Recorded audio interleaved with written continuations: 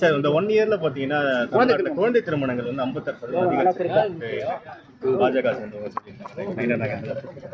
திராவிட முதல்ல தங்களுடைய முதுகை திரும்பி பார்த்துக்க சொல்லுங்க. மணிப்பூர்ல இன்னும் கலவரம் ஓஞ்ச பாடு இல்லை. உத்தரப்பிரதேசல இன்னும் சகஜ நிலைக்கு திரும்பல.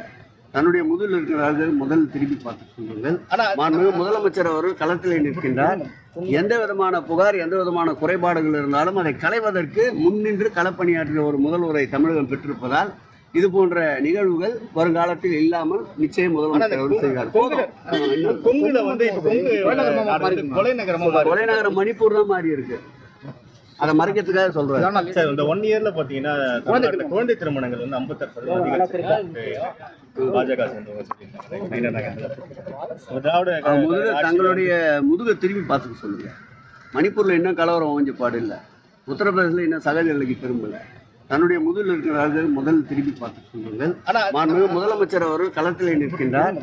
எந்த விதமான புகார், எந்த விதமான குறைபாடுகள் இருந்தாலும் அதை களைவதற்கு முன்னின்று களப்பணியாற்றிய ஒரு முதல்வரை தமிழகம் பெற்றிருப்பதால் இது போன்ற நிகழ்வுகள் வருங்காலத்தில் இல்லாமல் நிச்சயம் முதலமைச்சர் அவர்கள் செய்வார்.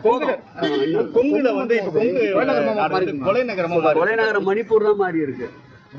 அதை மறைக்கிறதுக்காக சொல்றேன். செய்திகளை உடனுக்குடன் தெரிந்து கொள்ள உடனே சப்ஸ்கிரைப் பண்ணுங்க.